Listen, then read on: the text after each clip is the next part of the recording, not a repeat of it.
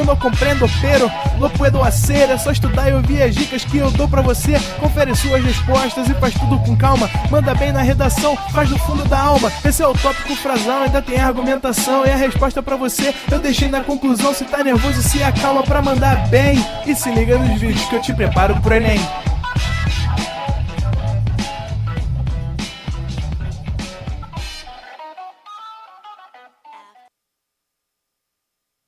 Opa!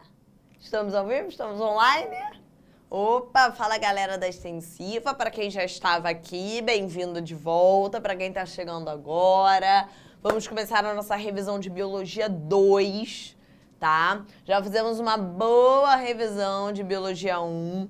Agora vamos com tudo para Biologia 2, que vai ser uma revisão basicamente voltada para Ecologia, né, gente? Porque a gente está há 8 semanas vendo Ecologia em Biologia 2, não tem jeito. É o maior bloco do ano, tá? Então, a gente ainda está no bloco de Ecologia. Semana que vem a gente continua em Ecologia. Então, não tem jeito, tá? A gente vai revisar Ecologia mesmo. É bom, porque a gente vê se tá tudo entendido pra gente começar a finalizar, né? Que tem uma hora que também ninguém aguenta mais Ecologia. Falta um pouquinho, mas ainda falta. Vamos lá? Vamos começar? Ó, primeira questãozinha, que eu acho uma ótima questão, assim, eu sempre gosto muito, falo isso para os alunos, né? É a questão de relacione coluna. Eu sei que não é uma questão que costuma cair do Enem, de fato não costuma, mas é bom para você estudar. Quando você estiver estudando, querendo fixar conteúdo, ver se você entendeu a matéria, eu acho que é sempre bom pegar essas questões de relacione. E aí é aquele caso clássico mesmo. Ele quer que você relacione os conceitos ecológicos que estão aqui com as suas definições que estão na coluna 2. E aí você pode associar só uma vez cada conceito. E aí depois, são muitos, tá? A gente vai marcar a sequência correta. Questão chata, mas vamos lá, né? Não vai ter jeito. Bem, são 10 negocinhos, né? 10 negocinhos, meu Deus do céu. É bom que vai dar para revisar muito conceito. E vamos nós. Vou até separar assim, né? Em bloquinhos de 5. Para ficar mais fácil. Primeiro, tá? Primeira coisa, é um conceito que representa um modo de vida. Descreve como recursos que usa, condições que tolera, em vez de onde ele vive. Então, imagina que você está vendo ali um determinado ser vivo. E aí, esse conceito te diz como ele vive ali naquele meio. Ele não está focando onde ele vive. Ele está te dando os hábitos daquele ser vivo naquele local. O que ele come? Com quem que ele cruza? Ele é mais diurno? Ele é mais noturno? Como é que é o modo de vida dele? Como é que é o comportamento? Ó, um pessoal já começou a falar. Esse é o nicho ecológico. Perfeito, esse é o 9. Toda vez, gente, que eu tô dizendo pra você como um ser vivo vive naquele local, eu tô dizendo o que ele come, com quem ele cruza, se ele é mais diurno, se ele é mais noturno, eu tô dando comportamento, o papel dele ali, eu tô te dando o nicho ecológico. Só de saber que esse é o 9, tá? Eu acho que não tem Então, assim, só pra te acalmar o coração. Só de saber que o primeiro era nicho ecológico, vamos supor se você estivesse no Enem, onde você tem que fazer uma questão rápido. Você já marcaria a letra B e iria para uma questão de matemática, tá? Então, às vezes, essas questões muito longas, a gente não precisa fazer elas todas. Mas como a gente está aqui numa proposta de revisão, a gente vai fazer, tá? Então, vem comigo. Representa o componente vivo do meio. Inclui as interações entre os organismos. Ou seja, está falando dos seres vivos. A parte viva do meio, gente, é o componente biótico. E a parte não viva? Tipo, as condições físicas e químicas do meio, né? Se você estiver pensando na temperatura, no pH, na umidade, você está pensando no componente abiótico. Lembra que o conjunto do biótico com abiótico é o ecossistema, mas isso é papo para daqui a pouco. Então, a parte viva, os seres vivos, é o componente biótico. E a parte não viva, tipo as condições físicas e químicas, temperatura, pressão, pH, umidade, é o componente abiótico. Beleza? Tranquilo? Vamos lá, vamos seguir. Conjunto de organismos semelhantes, capazes de cruzar em condições naturais, produzindo descendentes férteis. Esse é um dos conceitos mais importantes da biologia. Quando eu tô te dando indivíduos semelhantes que são capazes de cruzar, e desse cruzamento a prole nasce fértil, esse é o conceito de espécie. Indivíduos da mesma espécie são aqueles que são capazes de cruzar, e desse cruzamento a prole, quem vai nascer, também tem que ser fértil. Lembra do caso que a gente falou, né? Por exemplo, da égua com o jumento? A égua e o jumento cruzam. Só que o burro e a mula, os filhotes, são estéreis. Por isso a égua e o jumento não são da mesma espécie. Porque para ser da mesma espécie não basta cruzar. A prole tem que ser fértil. Esse é o conceito de espécie. Perfeito, bonitinho. Conjuntos de organismos de espécies diferentes que vivem em uma mesma área geográfica. Conjunto de organismos de espécies diferentes que vivem em uma mesma área geográfica. Quando eu pego, por exemplo, ali a savana, e eu vejo que ali tem diferentes espécies. Na savana tem o leão, a zebra, a girafa, o hipopótamo. Eu tenho uma comunidade. Espécies diferentes no mesmo local. Tem uma comunidade, beleza. E agora? E os conjuntos de organismos da mesma espécie que habitam uma determinada área num espaço de tempo definido? E a galera da mesma espécie que vive no mesmo local? Já é uma população. Beleza? Então, por exemplo, o leão e a leoa que vivem ali na savana, eles são da mesma espécie.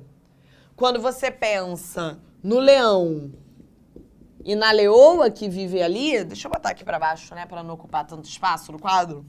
Quando eu penso ali no leão e na leoa, indivíduos da mesma espécie no mesmo local, eu tô pensando em uma população. Agora, se eu começo a ver diferentes espécies ali, se além do leão e da leoa eu tô pensando na girafa, na zebra, na hiena, eu tô pensando em diferentes espécies no mesmo local, eu tô pensando em uma comunidade. Beleza? Vamos lá? Que tem mais conceito, Tipo de ambiente habitado. Normalmente, né, por uma espécie ou por uma população. Como é que eu chamo esse ambiente ali habitado? Uma espécie vive em um determinado local. Então, o leão vive na savana. Savana é o quê? Esse local onde a espécie vive. É o habitat. Habitat é só um local. É a moradia. É o local onde a espécie vive. É o habitat. Conceito mais tranquilo, né? De todos. Já dei spoiler desse, hein? Como é que eu chamo a interação entre os seres vivos e os fatores físicos e químicos? Esse aqui te dava até a resposta do outro, né? Como é que eu chamo a interação entre os fatores bióticos e abióticos? Se além dos seres vivos, eu ainda pensar nos fatores sem vida, abióticos. Aí eu tô pensando em um ecossistema. Ecossistema é qual número? Já me perdi na numeração. Tanto número, Jesus do céu. É o 7. Quase acabando essa questão, né? Quase acabando. Vamos lá. Mudança direcional na composição e na estrutura da comunidade ao longo do tempo. Então, eu olho um determinado espaço e eu vou vendo ali, né, os seres vivos que vão ocupando aquele local. Então, cheguei num local, ele era inóspito, tinha nada ali. Aos poucos, eu vou vendo como os seres vivos vão ocupando aquilo ali. Eu estou estudando a sucessão ecológica. É o 10. Por fim, para fechar, regiões do planeta onde existem seres vivos. Todos os locais do planeta onde existe vida é a biosfera. Show? Tranquilo? E aí a gente marca a letra... Cadê? B de bola. Questãozinha longa, né, gente? Mas bem legal, né? Dá pra lembrar bastante de vários conceitos que a gente aprendeu ao longo de ecologia, né? É uma questão bem conceitual, assim. Bem legal para essas decorebinhas, né? De conceitos. Eu gostei bastante dela quando eu vi. Não é uma questão típica do Enem, né? De relacione colunas, mas achei ótima para estudar. Guarda essa questão contigo. Toda hora que você quiser estudar, assim, relembrar os conceitos, faz ela. Vai te ajudar dessa, tá? A redecorar quando você estiver esquecendo. Vencemos, vencemos, vencemos. E vamos para uma outra questão, essa mais modelo Enem, tá? Que é aquela questão clássica que vem um textão. Antes da gente ler e nem saber sobre o que está acontecendo, vamos ver o que ele quer. No trecho ali, né, sublinhado 1, 2 e 3, referem-se respectivamente às interações ecológicas entre diferentes espécies de organismos denominadas, beleza? Então ele quer que você classifique as interações ecológicas 1, 2 e 3. Tá, vamos lá. Vou ter que ler tudo isso. Vamos lá, o texto, socorro. Mas vamos com a gente, vamos lá. É a redação, é a introdução da redação. É possível inferir que temos ao menos 250 vezes mais micro-organismos do que células em nosso corpo, interagindo em complexos sistemas que denominamos microbiomas. Mas o que isso significa? O mapeamento da distribuição de germes, principalmente bactérias nos órgãos e sistemas, aponta que existem padrões. Tá. Então, ele está falando da relação entre a gente, o ser humano, e as bactérias que vivem na gente. Ou seja, há uma interdependência entre o ser humano e a sua flora, envolvendo mecanismos celulares e enzimáticos. Sem o nosso microbioma, não sobreviveríamos. Eu já parei aí. Olha isso aqui, gente. Ele está falando que o ser humano e as bactérias da flora intestinal, por exemplo, têm uma relação de interdependência. A gente não sobreviveria sem elas. Então, ele está falando que essa relação é boa para os dois. E para a gente, para o ser humano, ela é obrigatória. Existe uma interdependência, então eu dependo das bactérias e as bactérias dependem de mim. É positiva para nós dois. Elas ganham moradia e elas nos protegem. E ela é obrigatória. Como é que eu chamo esse tipo de relação? Boa para as duas espécies e para pelo menos uma delas é obrigatória. Eu chamo de mutualismo ou simbiose obrigatória. Beleza, beleza? Tá. Vamos lá. Aí ele vai continuar. Então, você já iria ali para mutualismo, você já ficaria entre a A e a C. Aí ele continua.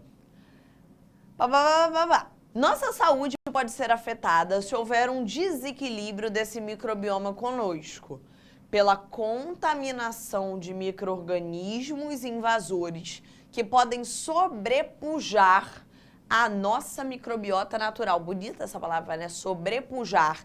Então, ele está falando de bactérias invasoras que vão competir com as nossas bactérias boas. Elas vão competir, elas vão sobrepujar, elas vão ganhar essa competição. É uma relação de competição, né? O negócio estava aqui no sobrepujar. Então, as bactérias ruins vão competir com as bactérias naturais boas e vão sobrepujar, vão vencer, às vezes, essa competição. Achei essa palavra muito bonita. Tentar usar no nosso dia a dia e sobrepujar. Muito bonita.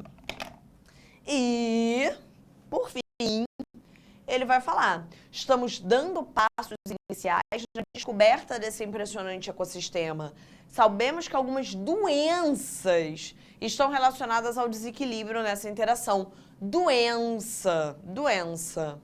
Se tem uma bactéria me causando doença, ela é uma parasita. É uma relação de parasitismo. Alguém perguntou aí no chat, né? A competição. Competição, os dois perdem, Fernando. Isso mesmo. A competição, ela é negativa para os dois envolvidos, tá? Mesmo a bactéria que vence, ela perdeu tempo e energia no processo. Show? Parasitismo, não. Pro parasita é bom. Pro hospedeiro, é péssimo. Pode até morrer. Tá bom? Mutualismo, competição e parasitismo, a gente vai de letra A. Ecologia é muito gostosinho, né? Muito gostosinho. Muito melhor que Bio1, né? A leveza. Mesmo questão chata, grande, ela é mais levinha, né? Mais gostosa, mais tranquila. Vamos de questão 3. Essa daqui, eu adoro essa questão. Ela é muito bonita, muito elegante. Porque ela tem um negócio ali no textinho. Tem que ler o texto. Essa é aquela questão para aquele aluno que não leu o texto direito. Vai pegar ele. Ó. Os gráficos mostram a variação da biomassa de duas populações, A e B, de uma planta herbácea ao longo da sucessão primária. Então, são populações de uma planta. Em ambos os casos, em um dado momento indicado no gráfico, ocorre a chegada de indivíduos de uma outra espécie, que vão interagir com essa planta na comunidade. Então, aqui chegou essa outra espécie, a população A aumentou. Aqui, quando chegou essa outra espécie, a população B diminuiu. Os dois tipos de interagentes que poderiam causar os efeitos representados nos gráficos para as populações A e B, respectivamente, são: esse é o tipo de questão que você não tem muito jeito. Você vai ter que pensar, né, no gráfico. Você vai ter que encaixar as opções ali, beleza? Então, vamos lá. Letra A. Letra A. O gráfico A pode ser um competidor e o gráfico B um herbívoro? Olha só. Se eu chego aqui e coloco um competidor, a população A pode estar aumentando, gente, na presença de um competidor. Essa outra espécie ia crescer? Claro que não, gente. Se existe aqui um competidor, lembra que a competição ela vai ser ruim para os dois envolvidos. Por mais que a espécie A ganhe a competição, ela não vai aumentar, tá? Competir nunca é bom. Então, ela não pode estar crescendo junto com um competidor. Show? Vamos lá. Letra B. Um parasita e um comensal. Mesma coisa. Se eu chego aqui e jogo um parasita da população a população A vai aumentar, gente? Se eu chego aqui e estou jogando um parasita, ela vai diminuir. Alguns vão morrer por conta desse parasita, ela vai ficar doente. Tá? Ela não vai aumentar, ela vai diminuir. Letra C. Um competidor e um parasita, mesma ideia, tá? Se eu chego aqui e jogo um competidor, acabamos de falar isso, a população A não vai aumentar. Se ela vai estar competindo com alguém, vai ser ruim para ela. Letra D. Um mutualista e um herbívoro? Se eu jogo aqui um mutualista, vai ser bom para os dois. Se esse cara aqui for um mutualista, ele vai ganhar e ela também. Então, a população A vai começar a crescer. Show, funciona. Se eu boto aqui um mutualista, ele vai ganhar, ela também, ela vai começar a aumentar. E aqui, um herbívoro, funciona? Sim. Herbívoro come o quê? Planta. Se eu jogo aqui um herbívoro, o herbívoro vai começar a comer a planta. E aí ela vai diminuir. Letra D, chegamos no nosso gabarito. Perfeito, gente? Deu para entender a ideia do gráfico? Então, se eu chego aqui e jogo alguém que vai fazer mutualismo, esse alguém vai ganhar e a espécie A também, ela vai começar a aumentar. Se eu chego aqui e jogo um herbívoro, lembra que isso aqui é uma planta, ele te falou no trecho. Se é um herbívoro, ele vai comer a planta. Então, para a planta, coitada, vai ser ruim, a população vai diminuir. Show? Questãozinha legal, né? Bonitinha, não tem jeito, tem que ir. Vou botar a 4 aqui. Tem que tentar nas opções. Você tem que ir para as opções e ver o que encaixa, tá? Mas eu gosto bastante dessa questão. A 4. Mais uma aí de relação ecológica, mas daquela que a gente gosta para estudar, que é uma questão clássica de relacione. Então, relacionar a coluna 1 com a coluna 2 e dar aqui, né, a opção correta. Então, vamos lá. Deixa eu botar aqui 4 opções. Não, calma aí, deixa eu botar pra cima essa última aqui. Pronto? Simbora, simbora, ó. Os indivíduos de uma mesma espécie cooperam entre si e estabelecem divisão de trabalho. Galera da mesma espécie dividindo tarefa. Tipo aqui no ProEnem. A gente está dividindo tarefa. Eu tô desse lado da câmera dando aula, o diretor tá do outro lado, garantindo que tudo aqui esteja funcionando. O pessoal do marketing tá falando ali com vocês no Instagram. Isso aqui é uma sociedade. Galera da mesma espécie dividindo tarefa é sociedade. Camila, qual a diferença, porque eu vou precisar nessa questão de sociedade para colônia? Porque são duas interações intraespecíficas. Ou seja, de indivíduos da mesma espécie. São duas interações intraespecíficas harmônicas. A galera da mesma espécie sai ganhando. Sociedade, galera, os indivíduos são separados. Pensa na gente. Eu tô aqui, o diretor tá do outro lado da câmera. Nós somos pessoas separadas. A gente só está dividindo tarefas. Então, é a divisão de tarefas entre a galera da mesma espécie. Para ser colônia, não basta isso, não é isso. Para ser colônia, você vai perceber que tem que existir união anatômica. O que marca uma colônia é que o pessoal é grudado. A galera da mesma espécie é grudada. Existe união anatômica ali. Às vezes divide, às vezes não divide tarefa, tá? Tem os dois tipos de colônia. Tem a colônia onde o pessoal não divide tarefa e tem a colônia onde o pessoal divide. Mas não é isso que marca uma colônia. O que marca uma colônia é a união anatômica. Todo mundo é grudado. Show? Vem. Vem, vem, vem. Ó. Então, a gente já marcou uma sociedade. Então, a gente já tá entre a A e a B. Um dos indivíduos retira do organismo de outro nutrientes para a sua sobrevivência. Isso aqui é um parasita, né? O parasita tá dentro do hospedeiro sugando os nutrientes. Pensa a lombriga. A lombriga fica dentro do nosso intestino roubando os nossos nutrientes. Isso aqui é um parasita. Vem.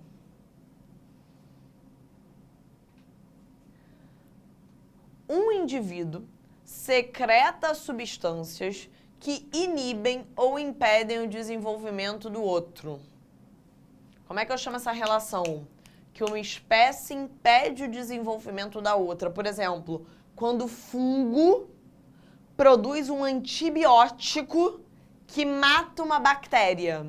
Quando o eucalipto produz uma toxina que impede uma outra planta de crescer ali.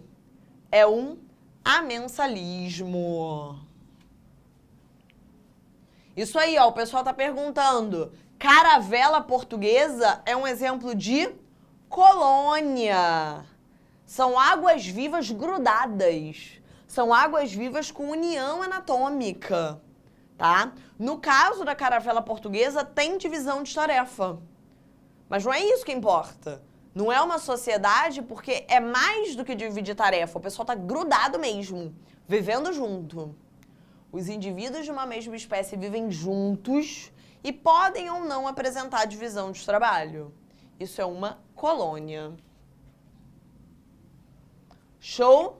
1, 2, 4 e 3. Letra B de bola. Show de bola, gente. É o que eu falei pra vocês. Relação ecológica é muito mais do que gravar os exemplos, né? Eu quero muito que vocês se apeguem aos conceitos, porque aí vocês fazem qualquer questão. Vamos lá. Vamos para 5. E mudamos. Mudamos para cadeia alimentar. Fluxo de matéria e energia. Vamos lá. A cadeia alimentar é uma série linear de organismos pelo qual flui energia originalmente captada por alguns tipos de seres vivos. Sabe-se que em um ecossistema, os diversos organismos existentes podem ocupar diferentes níveis tróficos em diferentes cadeias alimentares. Imagine a seguinte situação e assinale a opção correta. Então, tem 2 cadeias aqui e ele quer que você marque as opções. Vamos lá. Letra A. Em 1 e em 2, o pássaro possui o mesmo nível trófico. Vamos lá, olha só. Vou representar aqui as 2 cadeias. Deixa eu ver a cadeia 1 de novo, diretor. É planta sendo comida por um gafanhoto, que é comido por um pássaro, que é comido por uma cobra. Já a segunda cadeia é um pouquinho menor. É uma planta que é comida por um pássaro, que é comida por um gavião. Nível trófico, galera. Nível trófico é só contar. A planta é o primeiro ser vivo. Então, tá no primeiro nível trófico. O gafanhoto aqui é o segundo ser vivo. Então, tá no segundo nível trófico. O pássaro é o terceiro. Então, aqui ele tá no terceiro nível trófico. E a cobra tá no quarto nível trófico. Nível trófico é a posição, é só contar. Aqui embaixo, o pássaro tá no segundo. E o gavião tá no terceiro nível trófico. Então, o pássaro tá no mesmo nível? Não. Na cadeia de cima, ele tá no terceiro. 1, 2, 3. Na cadeia de baixo, ele tá no segundo. 1, 2. Ele não tá no mesmo nível trófico, não. Não tá. B. As plantas são seres heterotróficos? Planta produz o próprio alimento. Quem produz o próprio alimento é autotrófico. E como as plantas produzem o próprio alimento, elas são chamadas de produtores de cadeia alimentar. Letra C. O produtor permanece sempre no último nível trófico? O produtor é a base. O produtor é a planta. Como a planta produz o próprio alimento, a planta é produtora de cadeia. O produtor está no primeiro nível trófico, não no último.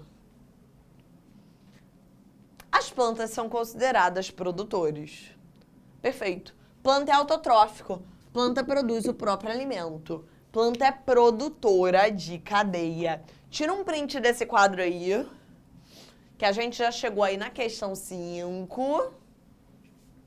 Tá? Show de bola.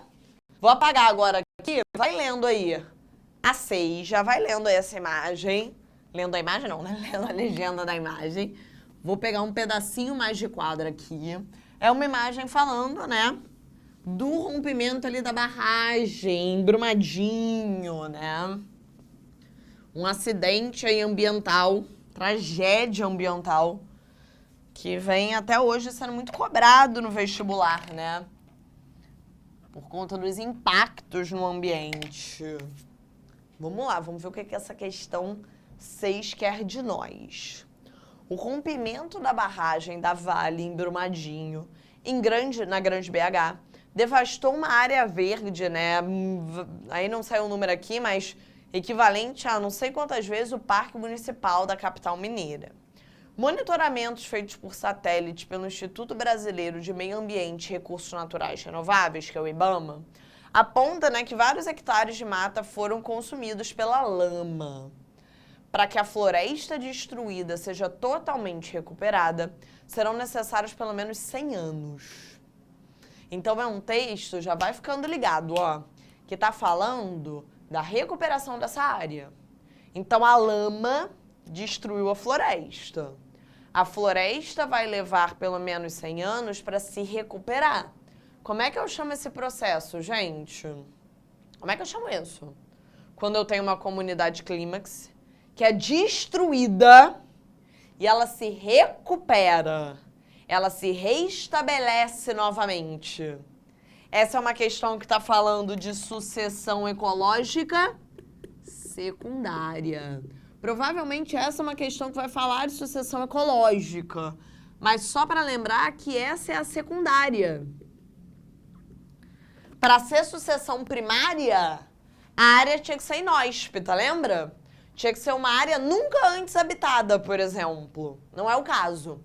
Aqui a gente vai ter destruição de uma grande parte da floresta, que depois de 100 anos vai se reestabelecer.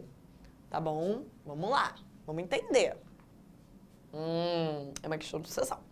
O desenvolvimento e a reconstrução da comunidade biológica nesse habitat perturbado caracterizará uma sucessão ecológica. Ao longo desse processo, vamos ver quem lembra? Vamos lá. Letra A. Ocorre diminuição do consumo total nas comunidades sucessivas. Ocorre diminuição da produtividade primária bruta. Ocorre diminuição da produtividade primária líquida. Diminuição da biomassa autotrófa e da biomassa heterótrofa. Mudança sequencial na composição das espécies, onde as pioneiras e tardias têm as mesmas adaptações. E aí? Lembram?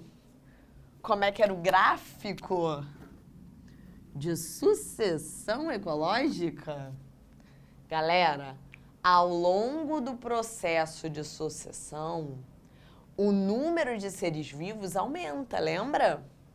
De início, ali na lama não vai ter quase nada. Lembra que a gente falou disso? Quando a gente olha ali para a pedra, quando a gente olha para a duna de areia, de início não tem nada. Aí chegam os organismos pioneiros. Aí depois chegam pequenos arbustos. Aí depois chegam grandes árvores. Depois árvores com frutos. Depois animais. Ao longo do processo de sucessão, a quantidade de seres vivos, lembra? A biomassa aumenta.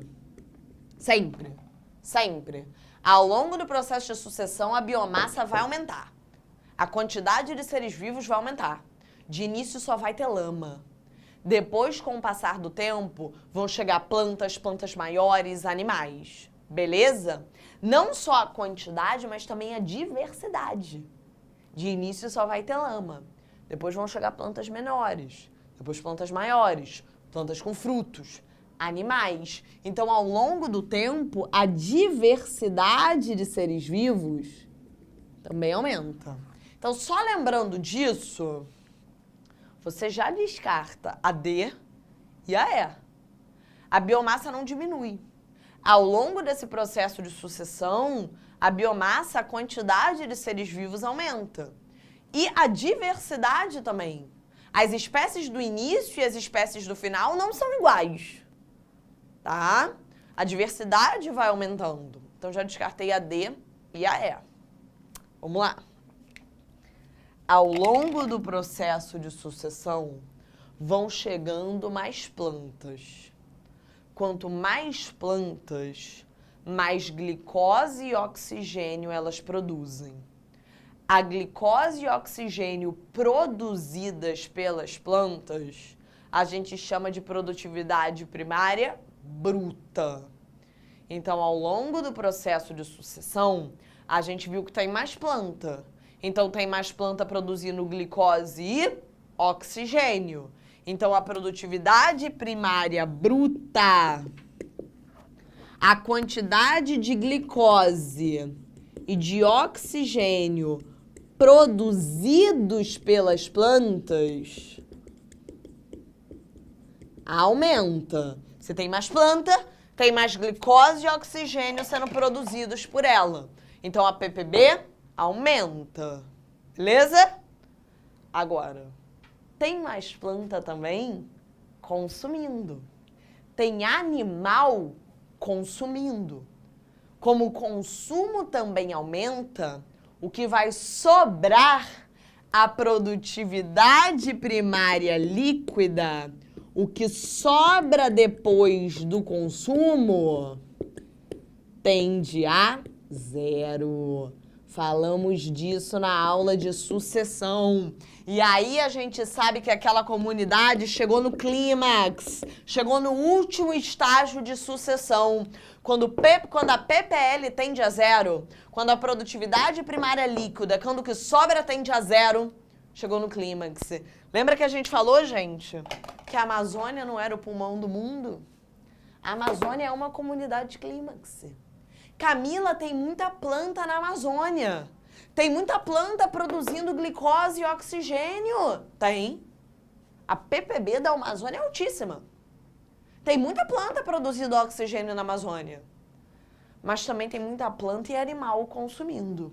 O que sobra tende a zero. A PPL tende a zero. A Amazônia não é o pulmão do mundo, ela não oxigena o nosso ar. Quem oxigena o nosso ar são as algas. O fitoplâncton. Beleza?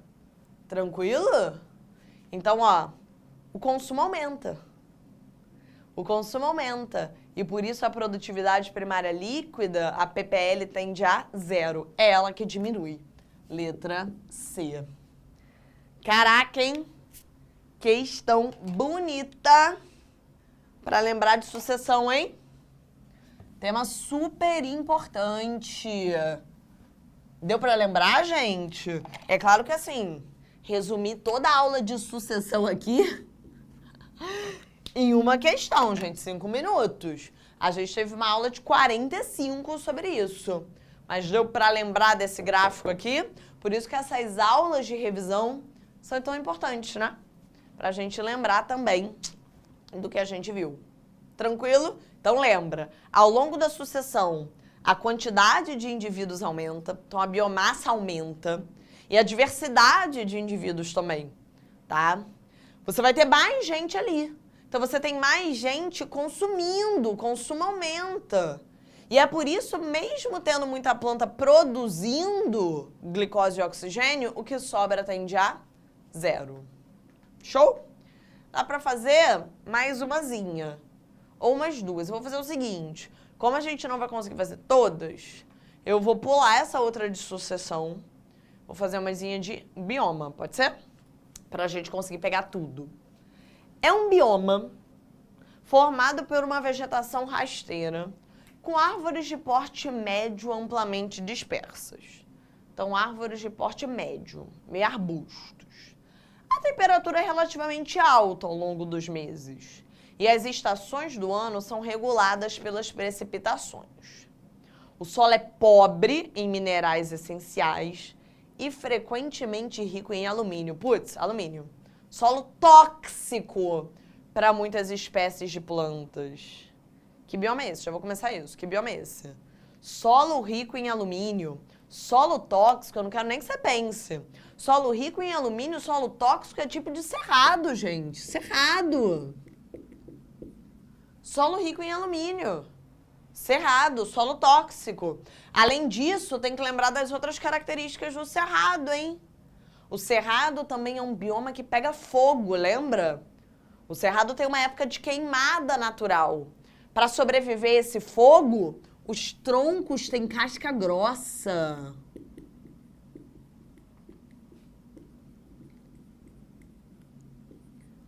É um bioma que passa por uma época de seca.